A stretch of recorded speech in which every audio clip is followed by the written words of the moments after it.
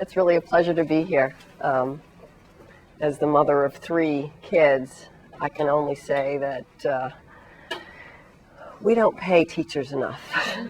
we don't appreciate enough how important you all are.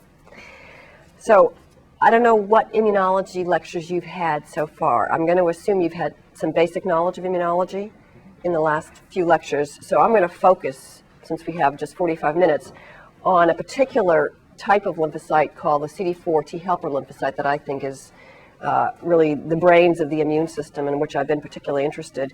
And please interrupt me for any questions. I'll try to make things clear. To put the CD4 cell in the context of the rest of the immune system, as you probably have heard, the immature T lymphocyte emerges from the thymus and encounters its antigen in the periphery. And it chooses to differentiate while in the thymus into either a CD4 or a CD8 cell. CD4 cells interact with B cells in the production of antibodies. CD4 cells also interact with CD8 cells that are cytotoxic T cells to generate lytic responses. I like to think of the immune system as generating type 1 immunity or type 2 immunity.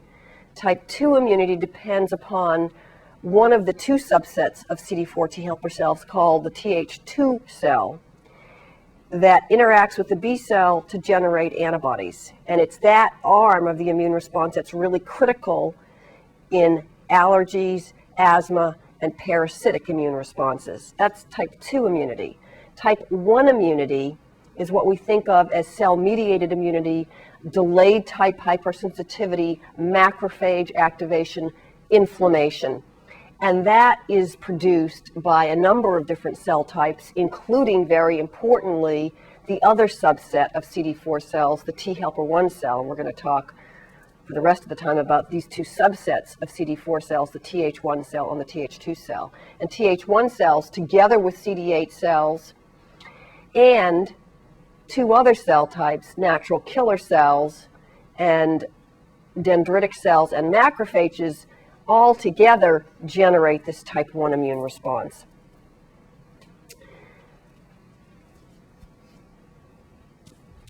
So the CD4 T helper cell we used to think of was just a single population, but it's not. It's a heterogeneous population, and these cells are necessary for the immune response to any pathogen, be it a bacteria, a virus, a self-antigen as in autoimmune diseases, tumor antigens, organ transplants, or allergens. It was discovered, probably a decade and a half ago now, that there actually are 2 major subsets of CD4 T helper cells that I've alluded to in the last slide, T helper 1 and T helper 2. And they were discovered because scientists started looking at different clones of T cells that they had produced and realized that they could be divided into 2 populations based on the unique pattern of cytokines that each of these subsets secreted. Cytokines are small hormone-like polypeptides that are produced by a lot of different cell types in the immune system, but very prominently by the CD4 T helper cell. And they really mediate, they carry out the job. They mediate immune and inflammatory responses. And it turned out that Th1 cells made a different profile of cytokines than Th2 cells. There were some cytokines that they made together in common, but there were unique cytokines that one subset made, the other subset didn't. And if you looked at the differing function of the Th1 and the Th2 cell, you could understand that based on the pattern of cytokines they secreted. So the different functions could most easily be ascribed to the fact that they made different panels of cytokines.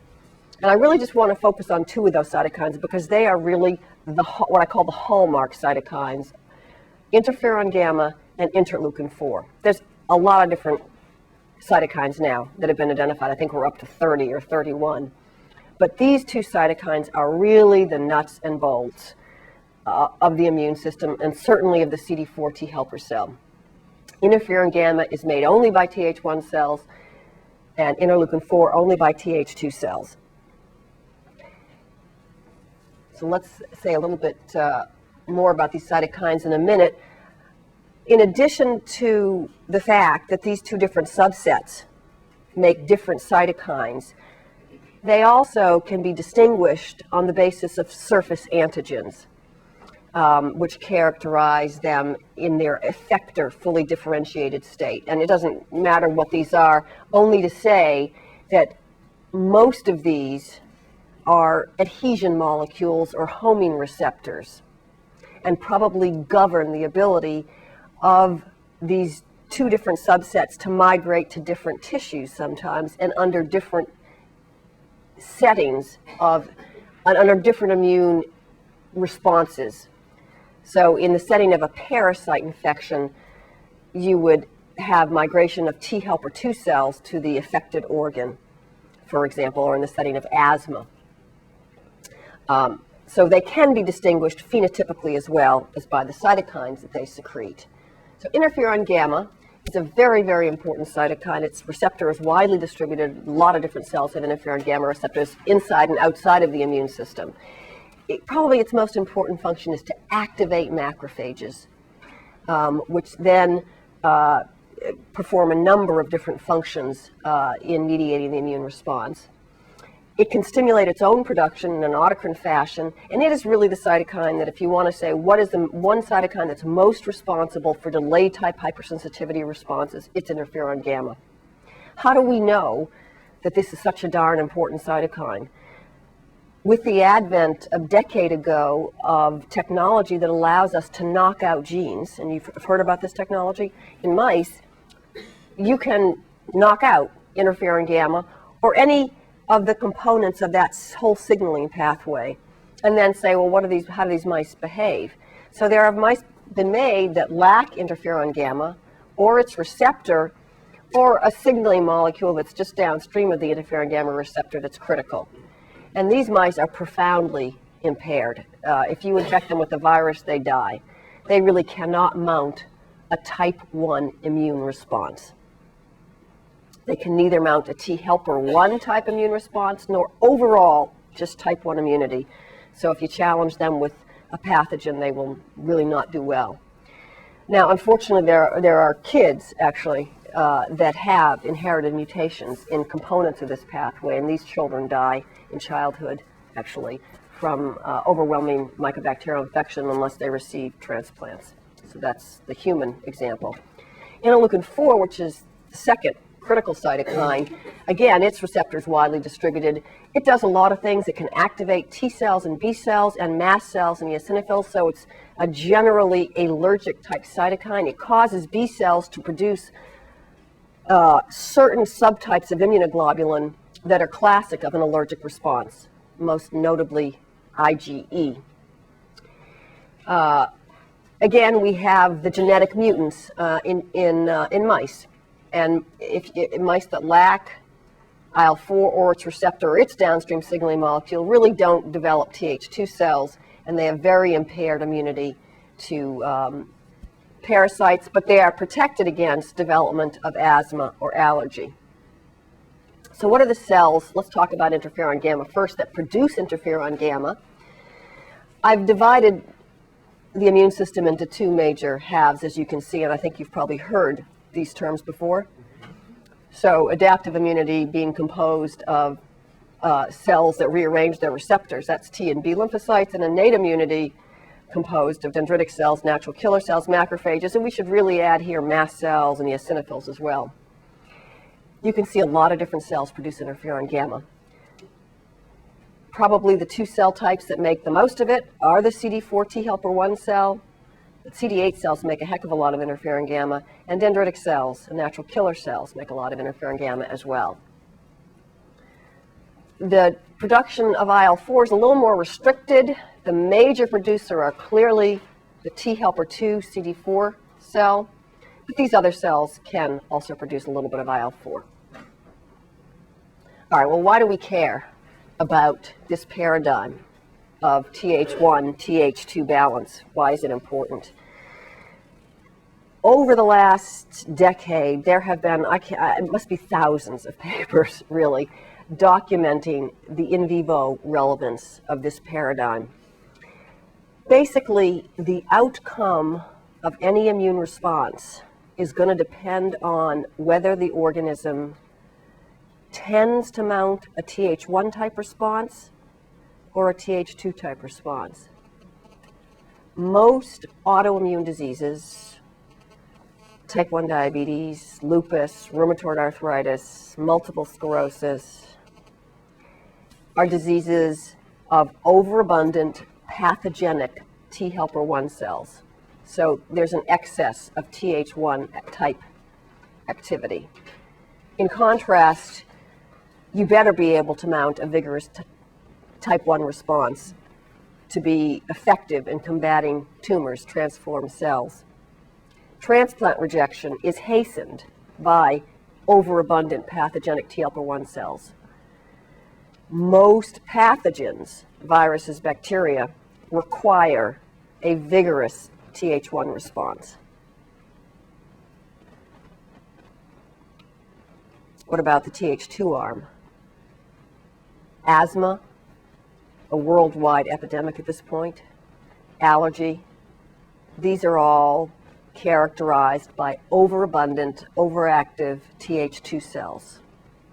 But if you want to combat a parasite effectively, a worm, you need to have a vigorous Th2 response. So you got to have a nice balance between these two responses in order to have a regulated, appropriate immune response.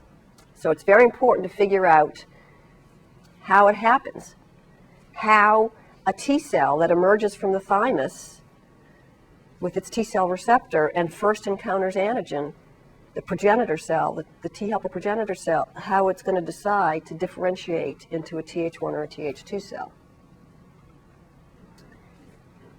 And that's the question we pose here. How does this stem cell, this naive progenitor cell that's just come out of the thymus, and it's going to meet its antigen, and it's in the setting of the appropriate major histocompatibility of complex molecules and antigen-presenting cells, how does it decide if it's going to differentiate into a Th1 cell or a Th2 cell?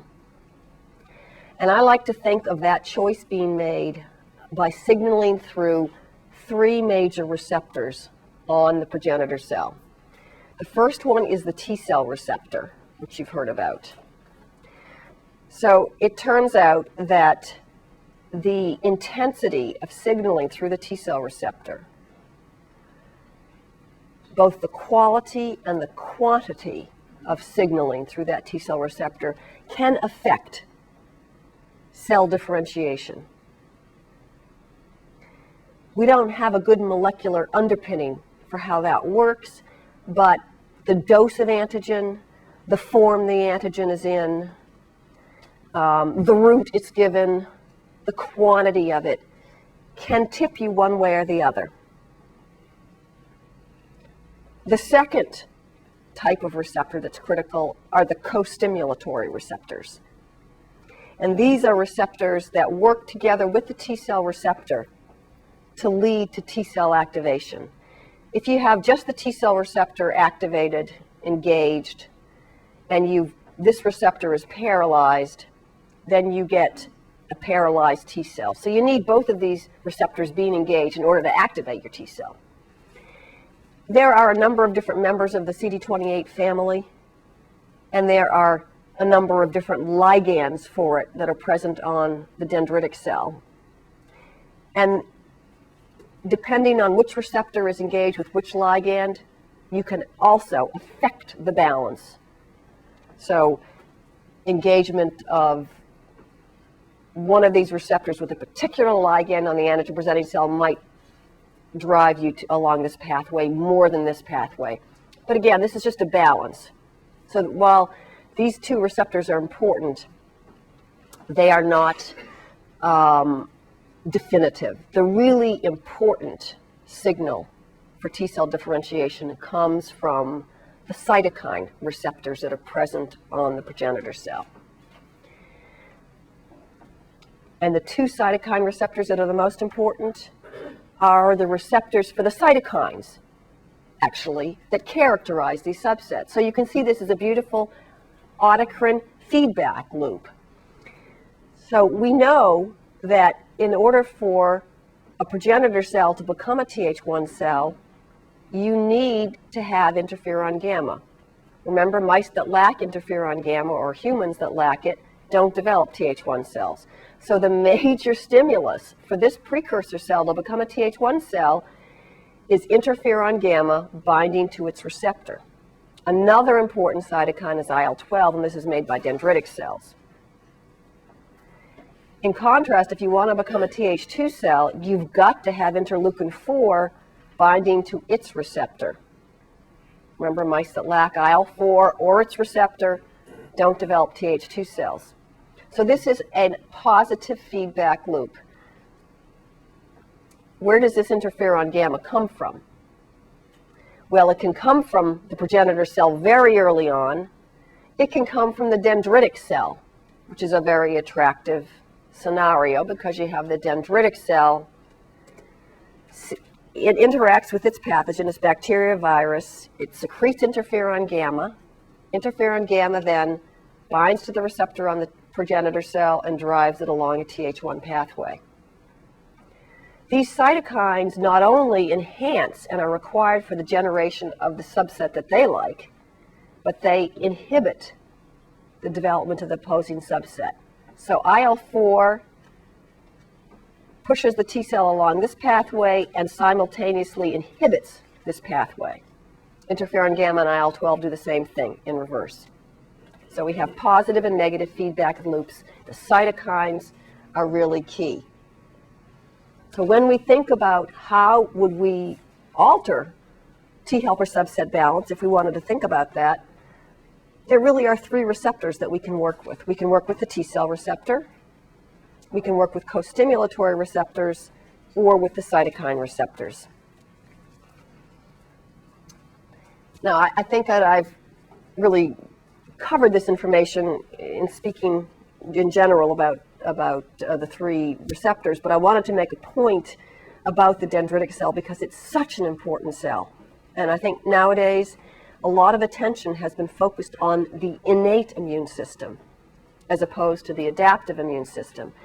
And it's in part because a lot of discoveries have been made over the last few years, really stimulated by Charlie Janeway, the late Charlie Janeway, who discovered the innate immune system, to tell us how important harnessing the innate immune system, and particularly the dendritic cell, is going to be for therapeutics.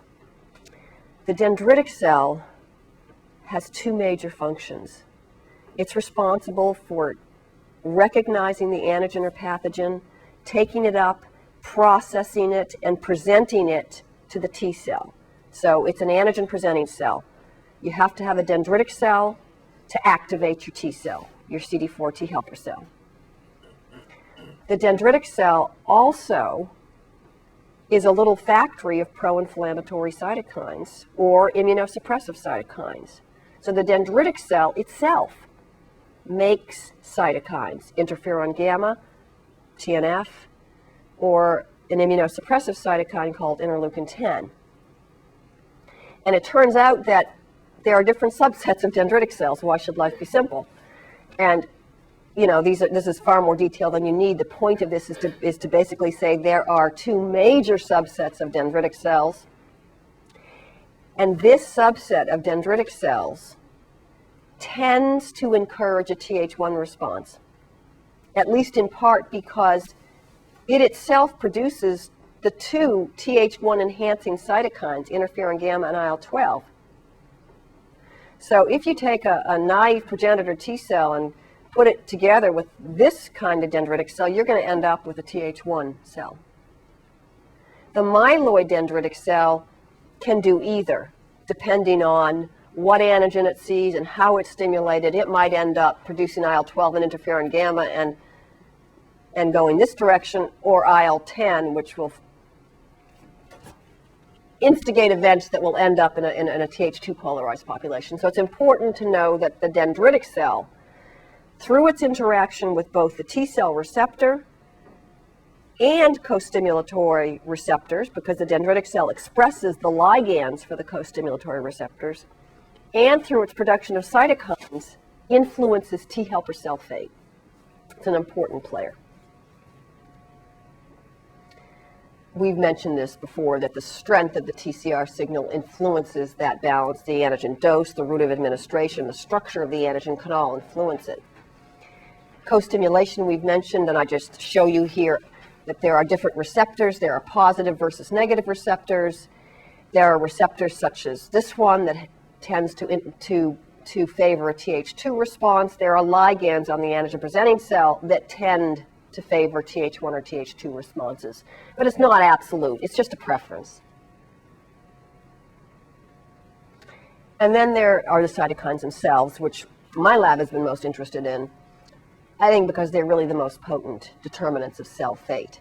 And the nice thing about looking at T cell differentiation, T helper cell differentiation, is that you can actually recapitulate it in a dish in culture. And it really is quite faithfully recapitulated in vitro, and that allows one to really get at the molecular and biochemical basis of lineage commitment, T helper lineage commitment, because you can do that. So how do you do that? You can take peripheral lymphoid organs from a mouse, spleen or lymph node, and you use FACS, fluorescence activated cell sorter, to purify a population of the progenitor cell, the T helper progenitor cell, which makes, as you know, only IL-2. It hasn't differentiated yet. So you've got that nice purified cell progenitor population, and now you stimulate it in culture through two of its three receptors, the T cell receptor and the co-stimulatory receptor. Remember, I said you needed to occupy both those receptors to get T cell activation, so here we're stimulating it. And then you just add a growth factor, interleukin-2. Neutral factor, it's just a growth factor. And if you do that, we call that unskewed. You're going to end up with an actively proliferating cytokine secreting population, heterogeneous population of cells that you can then check for their proliferation by doing tritiated thymidine assays, and for the cytokines they're producing by doing ELISA assays. You can measure the cytokines they're produced. And you can also harvest the cells and make RNA and DNA. You can do transcription assays and so on. If you culture them with only IL-2, then they'll become both Th1 and Th2 cells. We call that non-skewing conditions. The bottom line is just put in a growth factor, stimulate through the T cell receptor and the co-stimulatory receptors and not these two receptors, and you're going to, end of the day, a week later, you're going to get both Th1 and Th2 cells. But let's say you want to generate a population of Th1 cells or a pure population of Th2 cells. What do you do then? You put them under conditions that we've already discussed that will preferentially enhance the generation of one of those subsets. So if I want to make Th1 cells, I'm going to culture these in the presence of interferon gamma and interleukin-12, recombinant cytokines, and I'm going to block the opposing pathway with antibodies to IL-4. At the end of the day, I'm going to have Th1 cells. You want to make Th2 cells, you're going to culture them with recombinant IL-4 and block the opposing pathway. And that works very nicely. Again, how do we know that these cytokines are so important? We've talked about this. There are available genetic mutant mice that really tell us that this is correct. And if you're missing the Th1 enhancing cytokines or their receptors, you don't get Th1 cells. If you're missing those, you don't get Th2 cells. So let's look at some diseases in which this is important. Here's an infectious disease, Leishmania major parasite. There are strains of mice that, for reasons that actually, molecular reasons that we don't know yet, tend to mount either a Th1 response or a Th2 response. They just do it spontaneously. And this is an intracellular pathogen. So intracellular pathogens require type 1 responses. This mouse, if you infect it with Leishmania, is resistant, and that's because it's mounting a Th1 response spontaneously. This strain of mouse automatically, intrinsically mounts a Th2 response, and it's susceptible. It develops huge lesions, high parasite burden, and dies. You can convert this strain from resistant to susceptible by forcing it to make a Th2 response. And how would you force it to make a Th2 response? You block the Th1 response and you encourage the Th2 response. Just the reverse is true here. You want to make this mouse resistant, you block the Th2 response and you push the Th1 response. So when we think about how we can manipulate this balance, well, you could administer recombinant cytokines or antibodies to cytokines to people in the appropriate settings. You could target cytokine receptors, and I'm a rheumatologist, and I got to tell you that targeting this receptor with the two new drugs we have in rheumatoid arthritis, Enbrel and Remicade, has been unbelievably effective. And this is a fairly downstream inflammatory pathway. So you can target the receptor, or you can target these STAT molecules that I've talked about. We've been interested in controlling the transcription of the cytokines in cells and in affecting the lineage commitment, the differentiation of the progenitor cell into the Th1 and Th2 effector population. So what does that come down to when you talk about controlling the transcription of a given gene? First of all, our reasoning behind this was that we wanted to understand why the Th1 cell made interferon gamma but not interleukin 4, and the Th2 cell made interleukin 4 but not interferon gamma. What accounts for the tissue-specific expression of these genes?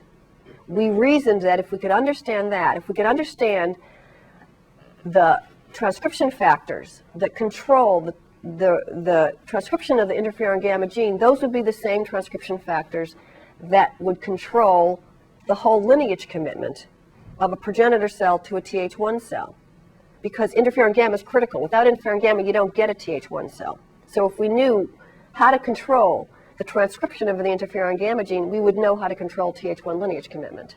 And the same reasoning for Th2 lineage commitment. And that's really what my laboratory and other laboratories have done. So what about transcription factors? Well, as you know, every cell that we have has the same complement of DNA, but not the same complement of messenger RNA, right? Your pancreatic cells don't transcribe the same set of genes as bone cells do, or as lymphocytes do.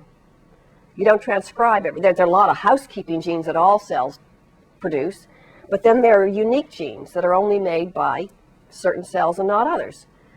That's gene expression. That's tissue-specific gene expression. And how is that controlled? How come some genes are active and some are silent in a given cell type?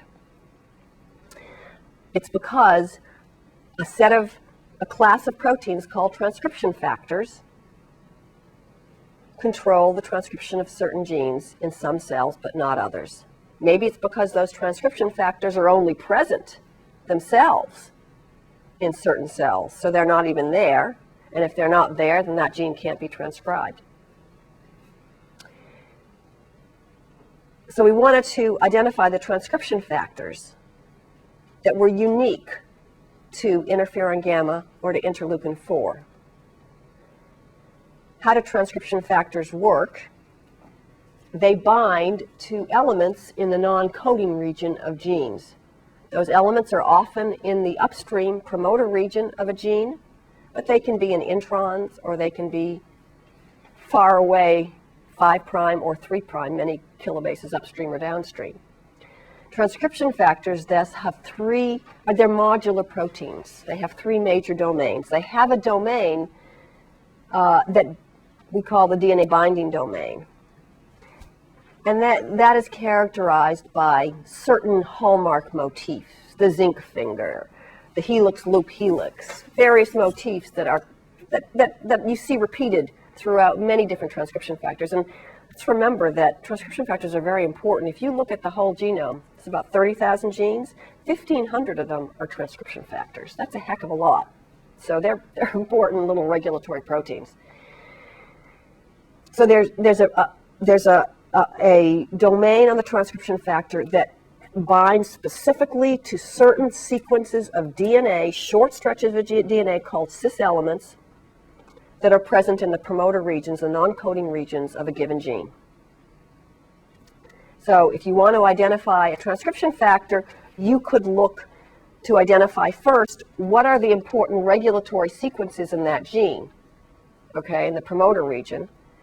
What do they look like? Because those have well-characterized motifs as well. And then you could look to see what proteins are binding to them. So there's a DNA binding domain. There is a transactivation domain, and that's the domain of the transcription factor that actually is less unique.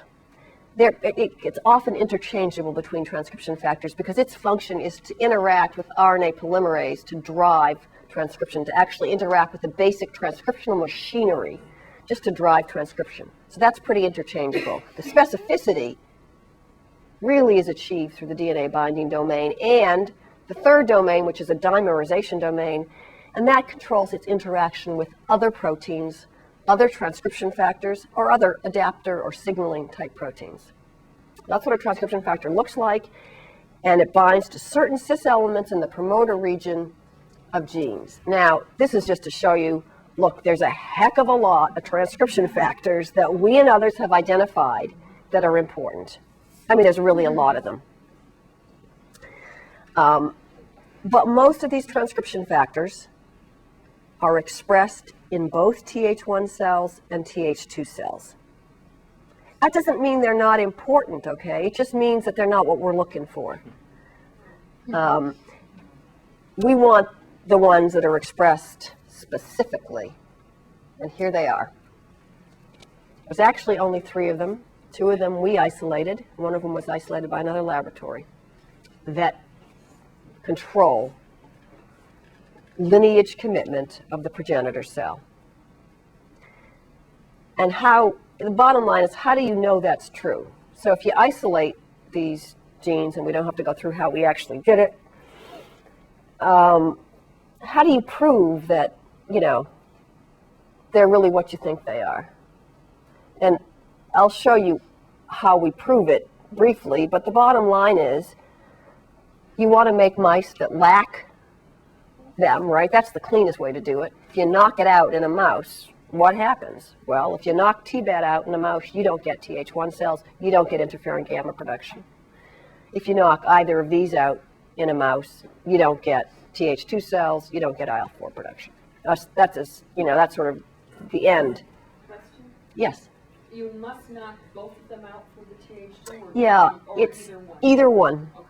Either one. Although you get rid of all Th2 cytokines. So IL-4 is the most important cytokine, but there's actually a number of other cytokines as well. This is a more global one than this. This one really specifically controls IL-4. And since you need IL-4 to get Th2 cells and to get the other Th2 cytokines, it ends up knocking out all the cytokines, but it's a secondary effect. Well, are Yeah. you fairly confident that those are the only 3? Well, who can know? I mean, Maybe there are others, but there may well be others. No, we haven't found them yet. It'd be nice if there were. It's always fun to find others. But these, at least, are required, and they're sufficient. But that doesn't mean they're not others. This is just the way a regulatory region looks. This is where the coding region of the interleukin-4 gene starts. Here's the start site here of transcription, and here's the promoter region. And you can see there are all these conserved elements of, these are just maybe 8 or 10 base pairs of DNA, and they bind these factors. They're all lined up to bind here. Here's GATA3, which is one of the critical factors, and here's CMAF, the factor we isolated that's also critical. And then remember all those other factors we talked about? Well, there are all here as well. And given the time, I'm not going to actually talk about the NFAT transcription factors, except to say that they are very, very important factors. They are the mechanism by which you've heard of the drug cyclosporin A and FK506 in organ transplantation. They actually work by inhibiting the activity of NFATs. This is a family of transcription factors. It's really important for cytokine production. If you don't have NFATs, you really don't get cytokines made from either T helper 1 or T helper 2 cells. Okay? So you need NFATs, but they're not tissue specific. You can't say, it's because of the NFAS that you get lineage commitment, but they are really important factors, and they're the basis of the mechanism of cyclosporin A and FK506, but we don't really have time to talk about that.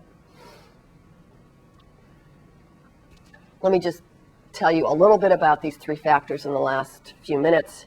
Here's CMAF, which is a factor that we isolated several years ago, and showed that it controlled Th2 lineage commitment, and we did that by basically two in vivo approaches. At least this is the, you can do a lot of experiments in culture, but I never believe something is really the real thing unless you do it in a mouse. And I should say that what we see in the mouse, we see in the human as far as we can go. Obviously, we can't knock it out in the human, but we can look at human Th1 clones and Th2 clones, and we can see that CMAF is only expressed in Th2 cells and not in Th1 cells, and that if we put it into Th1 cells, they start to make IL-4. So we either can overexpress the gene in Th1 cells, this is the opposite cell, and see if we get IL-4 produced. And you can overexpress it either by doing retroviral gene transduction, in which you can infect the cell using a retrovirus, or you can make a transgenic mouse that overexpresses it, or even more impressive, you can knock it out. And that's what we showed for CMAF. And thinking back to our Th1, Th2 paradigm, remember we said that autoimmune diseases were diseases of too many Th1 cells, and that we'd like to be able to tip the balance towards Th2 cells. So we did that. We made a line of transgenic mice that overexpressed CMAF, and that was a Th2-like mouse. And when we then asked whether that mouse would develop type 1 diabetes using a certain model system, we found that it was protected. It was protected from developing type 1 diabetes because we had shifted the balance just slightly to the Th2. What if the disorders are present though? Yes, and then if for type 1 diabetes, really the only cure is going to be islet cell transplantation because you destroy the islet cells in that disease, as opposed to some of these other chronic diseases where you can intervene that are ongoing and continually generating more pathogenic Th1 cells. In diabetes, you're continually generating pathogenic Th1 cells, but it's too late. You've knocked off all the islet cells. So if you consider an islet cell transplantation, what you have to do is shift the response prior to giving the new transplant. What about the other autoimmune? I'll show you some of those that you can do something at least to ablate the initiation of the disease, but I mean the real question is, can you affect it when it's ongoing? GATA3 is another of these factors, and it's expressed just in Th2 cells, not Th1 cells. If you overexpress it in Th1 cells, you get Th2 cytokine production, and if you ablate it, you don't get Th2 cells anymore, and that's shown there. And let's look at, if you take now asthma, remember asthma, you have overexpression of Th2 cytokines. And so in this transgenic mouse, this group has essentially made a functional knockout of GATA3, and now find that this mouse is protected from the development of asthma. So if you block the Th2 arm, you can protect against asthma. And I need to go to, finally, this factor, because we only have 5 minutes left. So those are the two factors that control this arm of the response. We set out 3 or 4 years ago to figure out what controls this response and isolated a factor that we call TBET. And TBET turns out to be the factor that you need to regulate the Th1 arm. What we've been excited to find is that it not only regulates the Th1 arm, it actually regulates type 1 immunity overall. So it regulates interferon gamma production and type 1 immunity in CD8 cells, in dendritic cells, in natural killer cells. So it's an overall regulator of type 1 immunity. That's really actually it's Tibet that's the basis for the big biodefense grant that Tara mentioned, because it's such a potent regulator of the whole type 1 immune response. And it's present in human tissue. The nice thing about transcription factors is they're highly conserved across species, and really everything we've seen in the mouse, we've seen in the human. And we can take, these are human Th2 cells that we took from patients with atopic dermatitis, so they're Th2 cells. How do we know they're Th2 cells? Well, let's look at the production of cytokines from these cells. They don't make interferon gamma. They don't make TNF alpha, which is another Th1 cytokine, but they make a lot of IL-4 and IL-5 and IL-13. These are all Th2 cytokines. Now we infect these Th2 cells with Tibet by retroviral gene transduction, and look, we've changed them into Th1 cells. They're making interferon gamma, and they've downregulated the expression of the Th2 cytokines. So Tibet, like interferon gamma itself, turns on the Th1 genetic program and turns off the Th2 program. And if we make mice that lack Tibet, what do we see? We see that the knockout mice don't make interferon gamma, but they make increased amounts of IL-4 and IL-5. So they're really Th2-like mice, aren't they? They've shifted the balance very much towards the Th2 population, and they've done it both by activating Th1 genetic programs and by turning off the opposing programs. Now let's go back to our little schema. We can now fill in the players. We've got the molecular players, Tibet's on this arm and GATA3 and CMAF on this side. And let's look at just a couple of these diseases. What happens using our Tibet knockout mouse? What do you think is going to happen to autoimmunity in that mouse, or the immunity to pathogens in that mouse? You can pretty well predict it, right? What's going to happen to the response to intracellular pathogens? We don't have enough Th1 cells. These mice are going to be in trouble, and they are in trouble. We've looked at a lot of different pathogens, those that require a vigorous Th1 response, tuberculosis and leishmania, and have found what you would expect. They cannot handle leishmania. They develop foot pad swelling when we infect them with leishmania and a huge parasite burden, and they die. They should be resistant, but they're not because they don't have Th1 cells. They don't have Th1 cells because they don't make interferon gamma. They're making instead IL-4 and IL-5, and they're not making interferon gamma. They're susceptible to tuberculosis, another worldwide epidemic. So when we infect these mice, either intravenously or by an aerosol infection with tuberculosis, they die much more rapidly than control mice. They don't have Th1 cells because they don't make interferon gamma. They're making instead IL-4 and IL-5, and they're not making interferon gamma. They're susceptible to tuberculosis, another worldwide epidemic. So when we infect these mice, either intravenously or by an aerosol infection with tuberculosis, they die much more rapidly than control mice. They have an overall compromise in type 1 immunity. On the other hand, autoimmunity depends on overactive Th1 cells. So this would be good news for this mouse, and it is good news for the mouse. We have shown now, we've looked at all of mouse models of all of these diseases: lupus, inflammatory bowel disease, Crohn's disease, type 1 diabetes, rheumatoid arthritis, multiple sclerosis, and mice that lack Tibet are completely resistant, virtually completely resistant to all of these diseases. And we think that the profoundness of their protection is due to the fact that Tibet not only turns on Th1 cells, but it also inhibits Th2. So it's like a double whammy. When you get rid of it, you not only lose your Th1 compartment, but you actually increase your Th2 compartment, which is very, very protective. And we would hope that that would be true. And finally, what about asthma? If you tilt the balance this far in this direction, It's great for autoimmune diseases, but what you're going to get instead is asthma. Another epidemic, particularly in our inner cities, because asthma, as you know, is an infiltration of Th2 cells and eosinophils.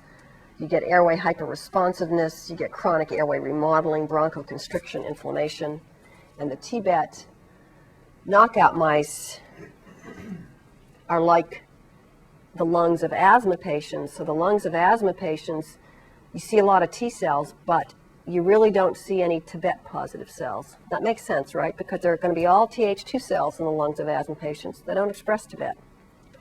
So unfortunately, these mice get spontaneous asthma. They have inflammation in the airways. This is a bunch of inflammatory cells, B cells, T cells, macrophages, mast cells, eosinophils. The bronchi is thickened. They have hyperreactivity. They wheeze. See that here? And they have chronic airway remodeling. So they actually, it's a very nice model system. It's actually the best mouse model system that exists at this point for the study of human asthma, because it looks like the human disease more so than other models that are available. So it's valuable in that sense. And it tells us that if we could increase Tibet activity in the setting of asthma, that it should be an effective therapeutic. And the nice thing about the lung is that one can think of local methods of medicines that can be inhaled that might be effective. So, whoops, I guess what I wanted to, that's the end of my slides.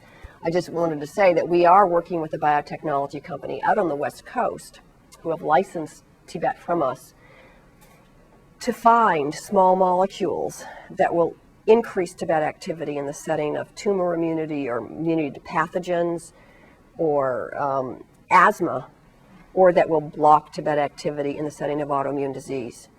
We don't want to get rid of it altogether. You see what might happen. You just want to tweak the balance a little bit because you have a somewhat dysregulated immune response. You just want to set it to rights. Okay. Thank you. And there.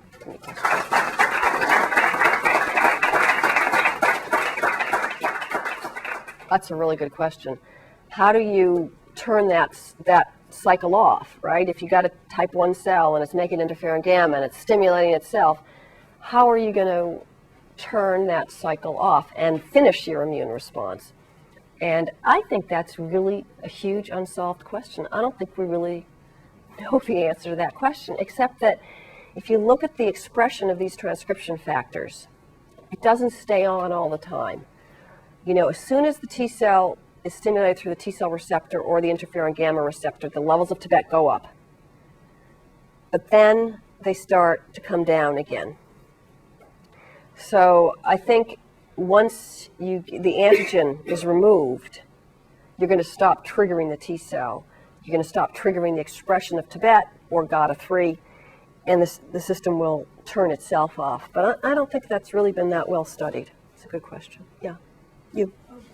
I heard on the news the other day there was like this study, and I know like the news isn't the greatest place to get these, that vitamins there was a link between vitamins and asthma and allergy. Have you heard anything about that? Like giving too many vitamins to children under 6 months, like when it's mixed in with the formula? Gosh, I haven't heard that. But there's. It was like a health beat, you know, on Channel 4. So I know. I haven't heard that. What there's been a lot of talk about is the hygiene hypothesis. That, you know, it's bad to be too clean, because if you're really, really clean and you don't see bacteria and viruses, you're not going to develop a good Th1 response early in childhood. And you're going to have an imbalance between your Th1 and Th2 response with slight increase in Th2, and that's going to predispose to asthma. It'd be good to go out and eat some dirt and stuff, you know, to get that's the, quote, hygiene hypothesis, which comes in and out of favor. You had a question. From an evolutionary perspective, why do you think there's an equilibrium between these two wings of the immune system? I mean, I think you can increase both arms of it. personally, I think from recent work we've done that the default pathway is the Th1 pathway. Because I think that really we evolved to be able to combat infectious diseases primarily, right? I mean, that's really the major challenge in the environment is infection. At least it certainly was, centuries ago. And so, and there are lots more Th1 cells and Th2 cells in a normal person. So I think that the system is set to go for a Th1 response. And that it's only if you have exposure to, let's say, a parasite or an allergen that you will start now to make a lot of IL-4, and yet you will go along a Th2 pathway. That's my own bias. It just seems strange. Because it's just more important to Yeah. be able to combat pathogens and tumor cells. And, It just seems strange to me that if you've got a parasite, that you have to sacrifice your immunity to. well, you're not sacrificing it. It's not that you have fewer Th1 cells. It's you have more Th2 cells. Okay. I'm not saying you have fewer Th1 cells necessarily. So this balance, that. And I also think the balance is pretty subtle. Okay. Let's see, I had somebody back there first, way back. There are certain populations that seem to have asthma as an endemic Yeah. disease. Hispanic population in particular, I'm aware of. Multiple sclerosis seems to be a population, primarily white, Western European. Has there been any work in terms of increase or decrease in that area relative to a particular ethnic group? There's been a lot of work on the Th1, Th2 balance in populations of patients with multiple sclerosis or asthma, allergy, and there's no question there's a bias, Th1, Th2 bias. I mean, if you look at kids with asthma, allergy, you'll find increased numbers of eosinophils and increased levels of IgE and increased levels of IL-4. Absolutely. I think what you're getting at is, what about the genetics of this in different ethnic populations? And I think these diseases are going to be multifactorial. So it's going to be a certain environment that you're in, and it's going to be the particular alleles of genes that you have. Okay, so they're going to be susceptibility genes. It's going to be polygenic. I don't think it's going to be, one gene. It's going to be polygenic. There's going to be a collection of genes that have given polymorphisms that are going to make an individual susceptible to certain diseases. And when I say polymorphism, I'm talking about the fact that SNPs, you've heard of SNPs, single nucleotide polymorphisms, that they're choices that a gene has, right, for different residues, different DNA residues along the course of that gene in introns and regulatory regions and whatever. And huge efforts have been made in sequencing in the human genome to look for that in cohorts of patients. So you might predict that individuals who were predisposed to asthma, you might wonder whether they had a polymorphism, for example, in the TBET gene, that would lead to that gene being a little less active, just a slight bit active, but over time, that might make a big difference, particularly if TBET was only one of 10 genes or 20 genes where certain polymorphisms could affect the activity of those genes. And indeed, we have looked now in collaboration with the chief of pulmonary at the Brigham at cohorts of pediatric asthma patients. We sequenced the whole TBET gene. We defined all the single nucleotide polymorphisms and the different haplotypes. And then we asked, okay, what about who has what? And it turned out that indeed a cohort of kids with asthma who had responded particularly well to steroids, to inhaled steroids, had a particular polymorphism in the TBET gene. Our guess is that that particular polymorphism, we haven't been able to show this yet, makes the gene a little less active. And that's been done on a huge scale now for many diseases, a lot of diseases, every disease you can think of. There's polymorphisms in the interleukin 13 gene in asthma. Interleukin 13 is a cytokine that's very pro-asthmatic. Yeah. Can you comment on the defense grant, what your goal is with that work? The goal of that grant is to bolster the type 1 immunity in the setting of pathogen infection. Because, we're not going to be able to predict what's coming down the pike, right? And develop a specific vaccine for any given pathogen. That's just not going to happen. So it seems to me the best thing we can do is bolster type 1 immunity altogether. And to do that, we need to understand more about how to bolster type 1 immunity in different cell types. And that grant, at least my part of that grant, because it's made up of several investigators. I mean, the general theme of all of us is to bolster the immune response. Most of the people in the grant are working on the host, the lymphocytes, but we have an investigator who's looking at the pathogen and figuring out how you can maneuver, in his case, a couple different pathogens, the pathogen that's involved in tularemia and in tuberculosis. What I'm working on is how we can manipulate and understand TBET in different cells that contribute to type 1 immunity. And as I've said, we found that TBET's important not only in CD4 cells, but in CD8 cells. If you don't have TBET, CD8 cells don't make interferon gamma. If you don't have TBET in dendritic cells, they don't make interferon gamma, and they can't prime and present antigen to T helper 1 cells. So we figured if we can somehow target TBET and boost its activity, we would really boost the type 1 immune response. And that would deal with any pathogen that comes down the pike, pretty much. How do you feel about the immune substances that they sell to bolster your immune system in health stores? I mean, as a physician, my automatic, my instinct is to say, But look, what I do think is that there's no question that natural medicines have a lot of value. I mean, if you look at what's in some of the, look at the U-bark, right? Which was given in the setting of malignancy. Well, it turns out the U-bark contains Taxol. So I think there's a lot of validity to quote natural medicines. Medicines have been used in other countries for years and years and years. And we need to probably have a more vigorous natural product effort in big pharmaceuticals to find the active principles, the active compounds in these mixtures. In terms of what's in health food, supplements, God only knows, except that they're not regulated, and so one needs to be a little cautious. Yeah. So you said that you're working with drug companies to develop a way to... One particular biotechnology company out on the West Coast. I'm on their scientific advisory board and have some equity in the company as well.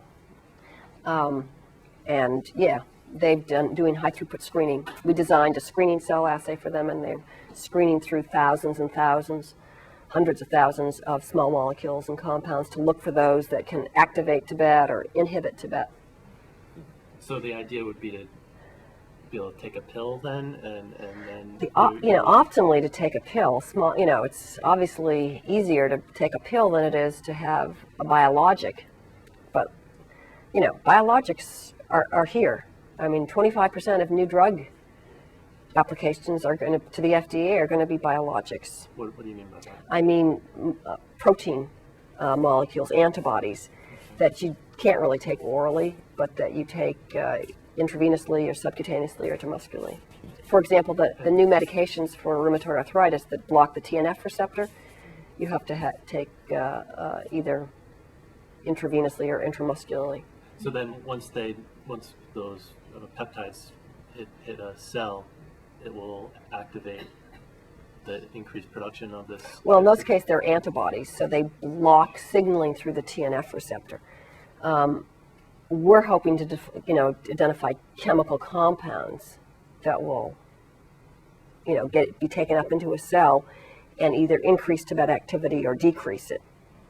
Because for big pharmaceuticals to make biologics, or for biotechs to make biologics, it's significantly more expensive. They cost a lot more. They're much harder to produce, a lot more quality control. has to go into them to make sure they're produced under sterile free conditions and blah, blah, blah, blah, blah.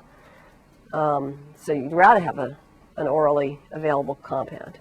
Are there drugs that do a good job of manipulating transcription factors for other? There really are other very diseases? few, very, very few. It's been a very tough target. It's been a very tough target, but I've heard by the grapevine that now there are some compounds that are looking promising for other transcription factors. So I'm hopeful. I think it's, just the more we know, the more we can design better screening strategies. I think. Have there been any population studies that look at the tendency to develop lupus versus asthma, say, over the lifetime of people? Yeah. If you Right. developed asthma, okay, you're not going to develop an autoimmune disease or vice versa over your lifetime. That's a good question. And, I would say I'd say no, not really. And I think it's because these diseases are polygenic. So a set of genes that might predispose for one might not protect you against the other. Because you would, say, well, if you have autoimmune disease, you must have a lot of Th1 cells, and therefore you should protect you against asthma. I don't know that there are good data for that. And it's antigen specific too. So you have, whatever your autoimmunity is, it's going to be directed towards specific antigens. So it might affect a fairly small complement of your Th1 cells.